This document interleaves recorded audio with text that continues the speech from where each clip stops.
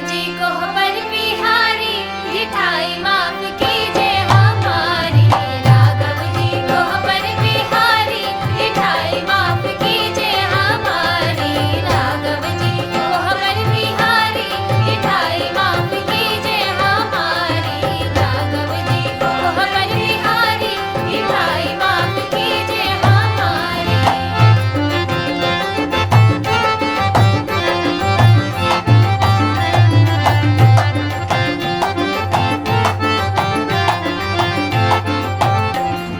हम सब सिया जी की सखियां सहेलियां, हम सब सिया जी की सखियां सहेलियां।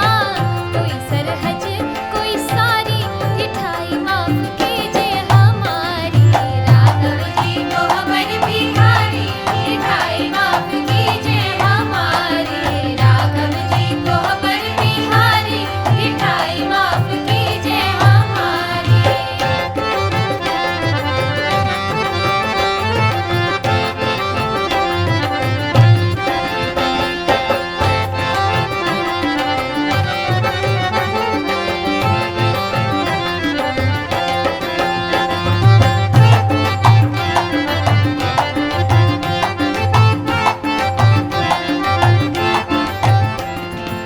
द्वार की छिकाई यहाँ नेग कुछ लागे।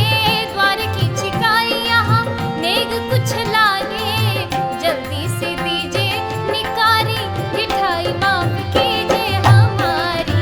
राघव जी को बर बिहारी ढिठाई माफ कीजिए हमारी। राघव जी को बर बिहारी ढिठाई माफ कीजिए हमारी।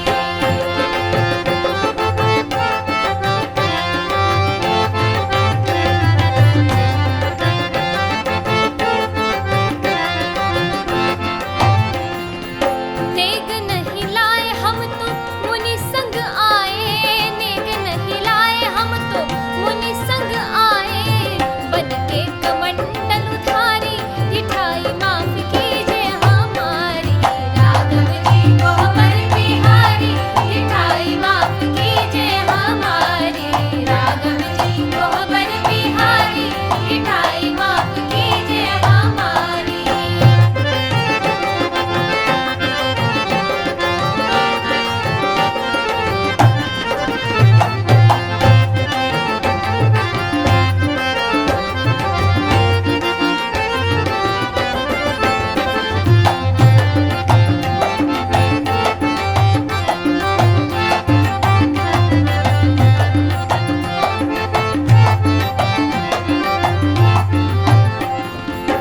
बिना चुकाए कछु जाने न दई हो। बिना चुकाए कछु जाने नहीं दई हो।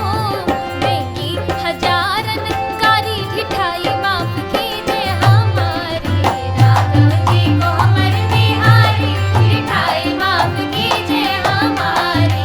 राघव जी को बर बिहारी ढिठाई माफ कीजिए हमारी।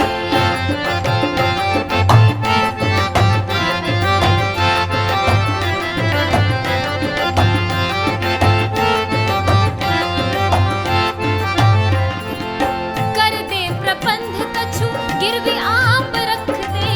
कर दे प्रबंध कछु गिरवी आप रख दे। बेचहु बहिन महतारी ढिठाई माफ कीजिए हमारी।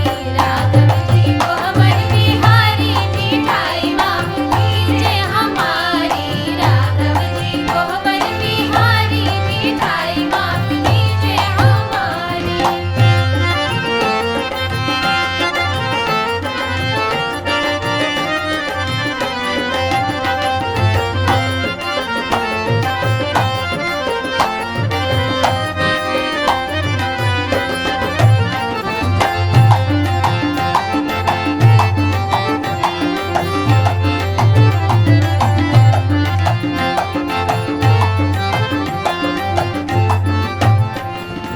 अथवा सिया के पग शीस झुकाऊं। अथवा सिया के पग शीस झुकाऊं।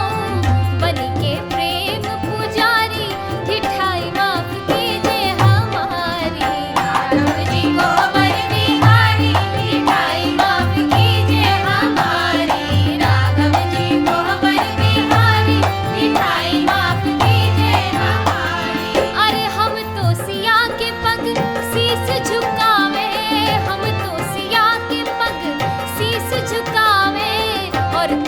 जावऊ